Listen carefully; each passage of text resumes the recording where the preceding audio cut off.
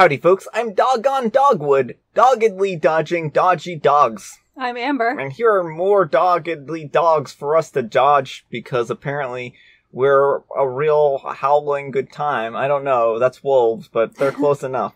Let's get started. And I am wearing a Horrorland shirt because it's spooky season. It is spooky season. Speaking of spooky season, our first letter is titled, Am I a Jerk for Calling My Boyfriend Sick for Having Empathy for Serial Killers? My boyfriend and I have been watching a lot of true crime lately, and I noticed how often he would downplay the killer's actions and show empathy towards them. Like, when we watch a video about Richard Ramirez, he mostly complained about him having a rough childhood. Same with Dahmer. Oh, he just wanted someone to love him. It genuinely frustrates me. Most annoyingly was last night, though. We watched a new show about the Mendez brothers and a video about Ted Bundy. Pretty much the whole show, he was like, good on them boys. They did nothing wrong. And I know that it was a complicated case, so I didn't want to dwell on that too much. But then we would watch a video on Ted Bundy, and he was just so, like, he would say, that guy was smart. Kind of Chad behavior. King. I kind of went off on him and said that I would never watch anything like this again with him, and that it's genuinely sick how he talks about these people. He was pretty much like, wow, calm down. It was just a joke. I'm not being serious. You wanted to watch this BS with me. And he was just genuinely mad at me for insulting him. I don't know if I was out of pocket, but I just think that these people shouldn't be met with empathy, and as it downplays their actions. Alright folks, what do you think? I mean, I don't think Opie's in the wrong for being upset with him, although it does seem like this is his way of being hinting that he doesn't want to trying to push Opie away from watching these with him. Because the way he says, you wanted to watch this BS with me, makes it sound like maybe Opie's been the one who's been encouraging this, and he hoped that she would get tired of it. Which is immature if that's the case, instead of having a sit-down conversation. So yeah, I can see why OP is concerned by the things he would say, because those are concerning things to say. Maybe they need to work on their communication a lot. I mean, this does feel a lot like he's just pressing her buttons, right? Like, no one, hopefully he doesn't really view these people with some kind of adoration, because I think if he does, then there might be deeper issues here, right? But if this is mostly for him to try and get on OP's nerves so that he doesn't have to watch true crime with her anymore, then it might just be his way of putting space between him and her, like what you were suggesting. So I think his true motives here really should be figured out and examined, and then talking to him and saying, is this something that you sincerely believe, or are you just saying this stuff because you want to get out of watching these shows with me, and you just don't want to come out and say it? I mean, it seems kind of a cowardly thing to do, to just sit there and, make these kind of comments, as opposed to him just actually coming out and saying, I was fine with watching the first couple of times that we did, but I just don't want to make a habit out of this. It doesn't feel like a healthy relationship for sure. Like, no matter his reasoning, that's not good. And if he doesn't feel like he can tell his partner when he doesn't want to watch something, that's also not good. And I mean, to OP talking about whether or not these people deserve empathy, because I do think that this is an important discussion to have, right? Even serial killers do deserve some level of understanding about what they've done.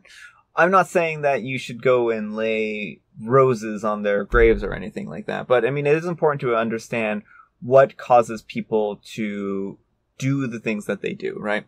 And I think that it's important to examine that, and also to say, look, there are a lot of factors here that led to a person making some poor decisions. But they still made those decisions, and that's what they chose to do with their lives. And so that can't be understated, right? They made a decision. They were adults who decided to do terrible things. So saying, oh, well, poor these people and poor that person really takes away the agency that they use to commit these atrocities. Well, that's a thing, is that it's one thing to feel bad for the child who was, neglected or abused or whatever. Yeah, certainly. It's a completely different thing to then, use that to justify abusive behavior. Yeah. And the fact of the matter is that most people who, are abused as children will not go on to become serial killers. Yeah. And it's not an acceptable or okay thing they did. And it's a very important, like, you can feel bad that someone went through something as a child without, feeling bad for them as an adult doing heinous crimes. Exactly. And I think that's kind of what I was trying to get at before. It's like, there is certainly understanding that you need to have towards, situations here, but justifying that for their actions, I think that it is twisted here. But let me know what you folks think. So anyhow, take care and good luck. Alright folks, and our next letter is titled, Am I a Jerk for Warning a Parent About the Book They Were About to Buy for Their Child? And Amber wants to read this one. I'm a huge reader and spend a lot of time in book forums, book clubs, book talk, book Facebook groups, etc. My boyfriend and I went to Target the other day and were looking at books. Next to us was a mom and her daughter around 12 to 13 years old. The girl picked up a book saying she's heard good things about it on TikTok. The book in question looks quite sweet by the cover, and the blurb wouldn't raise any red flags to a parent. However, I've read this book before, and it's filth. I say that in the best way possible. Like, full of smut. Was written for the sole purpose of being smut and not much else. It's like the blurb is a decoy to hide how dirty it really is. Not at all appropriate for a tween/teen. The mom told the girl to put the book in the trolley, and the girl walked off to look at something else. I took the mom aside and gently warned her that the book contains extremely graphic scenes that many parents would not be okay with their child reading. She thumbed through the book and landed on a page. Sure enough, she put it back. I pointed to a couple of other books that are more appropriate for a tween/teen, still a little romancy but much cleaner. The mom was very thankful, and it was a pleasant exchange. My boyfriend, on the other hand, huffed and rolled his eyes throughout the entire conversation 2 minutes. On the way out of the shop, he said I should keep my opinions to myself, and that it was embarrassing for me to interfere the way I did. That if someone interfered when an adult bought him adult entertainment mags as a teen, he'd have lost his temper. I told him that perhaps someone should have stepped in, because that's also extremely inappropriate. He called me nosy and is still mad at me for ruining the kid's day. Am I the jerk? Edit. The book in question is called Icebreaker. Alright folks, what do you think of this? I mean, I have kind of complicated feelings on this one. So I do not know anything about Icebreaker personally. But as someone, who was a voracious reader as a kid who read above grade level, I mean, I'm sure I certainly read books that wouldn't have been considered appropriate for my age level. And I really appreciate the freedom I had to read what I wanted to. So I feel bad for the kid in the situation. And it's such a tough question, tough balancing act. So I'm not going to pass judgment. I do think it's something to talk about, but I don't necessarily have judgment to pass in this case. Yeah, I mean, I think at a certain point, there does need to be discussion between a parent and a child about what constitutes appropriate reading material and whatnot. And certainly I can understand the mother doing this and putting the reading back, right? I think, she has she's a parent and she's supposed to do parental things. And if she felt like the book was inappropriate for her daughter, then, that's, again, the prerogative of a parent to make some of those judgment calls, right?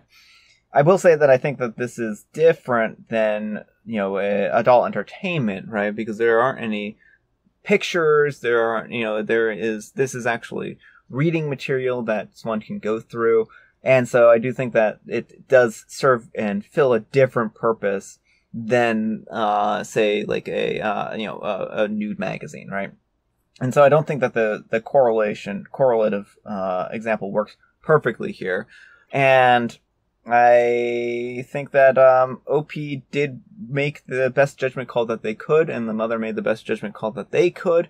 And I mean, certainly the daughter is, also it has going to have conflicting interests in this case. So I think it's a difficult situation. It really is difficult all around, knowing what's appropriate, knowing what's inappropriate. Well, every kid is different. And I guess that's my biggest issue, is that OP kind of made an assumption about OP assumed correctly, but made an assumption about what the parent would want for the kid and wouldn't. And yeah, again, I'm not saying that OP necessarily did anything wrong. I don't like the way she approached things. I think she should probably have just kept it to herself. And it was the parent's responsibility to vet it or not. But yeah, it's such a tough thing. Cause again, I was that kid and I wanted to read all the horror. I had an experience one time where I was at Walmart and I wanted to buy a horror DVD. And, they're like, how old are you? I don't remember how old I was. But I was under 17. It was an R-rated one. You had to be 17 to buy it. And my friend's grandmother had brought us to Walmart and they're like, oh, can't sell this to you. Sorry. And so, the grandmother kind of like rolled her eyes, took the DVD and went to the next aisle over to pay for it for me. But like, it just was such a frustrating situation as a kid because it's like, I'm not bothered by it. Wasn't even like a scary horror movie. Like, I don't know why it had an R rating to begin with. Sometimes horror just does because it does. But like, yeah, I don't know. It's a very frustrating experience to me as a child, experiencing censorship for things that I knew I would be okay with. And so I feel more like I can empathize with the kid here a lot. Certainly. I mean, I'm not, again, like, I just think that it's a difficult situation all around, and I don't necessarily know what the best answer here is. So I think that it's one of those things where there's going to be different dynamics for every single person and every single family, and so I have to kind of trust that the mother made the call that she did, hopefully in the best interest of the child. And, again, it's a difficult situation, but, we can't really judge it too much for one way or another, I feel like. But let me know what you folks think. So anyhow, take care and good luck. Alright folks, and our next letter is titled, Am I a Jerk for Playing a Role That My Girlfriend Doesn't Approve Of? I'm a 30-year-old male, and I've been with my girlfriend, a 29-year-old, for almost 4 years. Since before we started dating, I've been a part of an acting group, mainly performing small venue comedy theater once a year. We have practice every Tuesday, and after every practice, I call my girlfriend and tell her about what we practiced. Why do I do that? Well, it's because she says that she doesn't trust them and that she's afraid to lose me. I have agreed to steer away from taking parts that had kissing scenes or anything physical, and I've even told our director that I won't take any parts that include kissing, even if it's just a peck. For our upcoming show, I'm playing an older gentleman who's married, the father of the bride. The play takes place at a wedding. He's a whimsical dude with an eye for someone other than his wife. I left my girlfriend to read the script because I don't want her to be upset or sad when she comes to watch. In a scene, my character meets a girl that he used to be in love with in his teens. He declares his love and tries to win her over, but she completely brushes him off. He says the words, I love you, as she storms away. That scene made my girlfriend fall apart crying, saying that she can't stand to watch her own boyfriend saying that he loves another woman, even if it's in a non-romantic comedic setting. I get that when it comes to kissing, and I have no problem turning down parts that has a kissing scene in them, but saying I love you to a woman 25 or 30 years older than me in a comedy play act can't be that bad, is it? I told her that I don't know what to do other than quit, but I really don't want to do that. Am I the jerk for not quitting so she could be happy? Alright folks, what do you think? No, not the jerk. If she's this concerned about you playing any part with like a vaguely romantic bent, probably she shouldn't have dated someone who does theater. Yeah. It sounds like this is an important hobby that you've had for a very long time. And if she wants to break up with you over this, she's well within her right to, but don't give up on the things that make you happy to appease this request. Yeah, I mean, I think that this is jealousy at its heart, right? Mm-hmm. She's being jealous and being controlling, and she's controlling OP's life and decisions and hobbies based off of her jealousy. Now, certainly you can be empathetic towards her feelings, but she is the one who gets to control her emotions. You aren't the one who is inducing these emotions in her. So she needs to learn how to cope with these emotions, and she needs to learn to regulate her emotional states. Now, I can understand her being upset, and that she can be upset, but that doesn't mean she gets to control your, hobbies and how you, act in these hobbies, right? Right. Well, and why hasn't she gone to, I mean, I understand not everyone can afford therapy, but, if that's within reach, maybe she should talk to a therapist about these feelings and figure out how to become more comfortable. Because again, I mean, I don't think that, different couples have different boundaries. I can understand why physical acts would be a deal breaker in a relationship. But saying anything vaguely romantic. I mean, as part of a play, it just seems like a bit much of an overreaction here. And the way I also don't like how she demands that OP rehash the every practice with her. That feels very controlling. Yeah. And so I would also be concerned from that angle. It seems like this may not be a healthy relationship. Well, she's smothering him, and she's, trying to, keep her grasp firm on him so that he doesn't leave her, but all she's going to do is drive him away.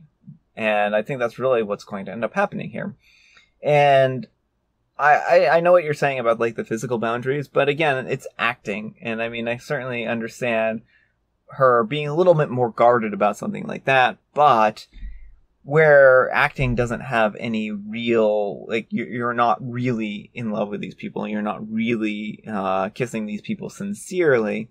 So, I mean, I still wouldn't necessarily think that that's, like, I think that just kind of comes with part of acting, right? If you're going to date someone who's acting, you have to expect that they're going to be physically intimate at some point in time with another person, right? And I think that's, like, it's a difficult thing, but that's acting, right? Well, it depends on the type of acting too. And so that's what I think it's, it depends on couples. Different people can have different feelings about these sort of things. But yeah, again, like, obviously, like, she shouldn't be able to dictate what OP does or doesn't do, but I think, like, it's more like she's within her right, like, if this is a serious issue, to break up with him over the physical stuff. Well, I think so, right? I think that can be a deal breaker. Which is what I said. Yeah. But I don't think that she should be forcing him to either, right? I think, like, for me, what I was kind of saying is, like, if you are dating an actor, right, and you have a problem with these, then maybe that's not the best person for you to date. And so that's all I was saying. But let me know what you folks think. So anyhow, take care and good luck. Alright, folks, it is tea time. Grab your beverages of choice. I've got some tea right here, and Amber, she has a joke. What's an astronaut's favorite snack food? I would say that it's those little ice cream things that they bring. The freeze-dried ice cream. Those are pretty good as astronauts, right? Rocket chips. Rocket chips? They're a little spicy. And I have Mega Mint. Alright, folks, that's all the time we have for today. Thank you so much for watching. Happy Friday, Junior. Happy Friday, Junior. Thanks so much to Amber for joining me today. Thank you for having me. Amber, we need some kind of moral advice and or guidance, and please, have it a line from a play. I'm just going to say what's coming to my mind, which is, 'tis better to have loved and lost than never to have loved at all. I think that works still. I mean, it's a good moral, right? Thanks so much for watching, and we'll see you all tomorrow. Bye.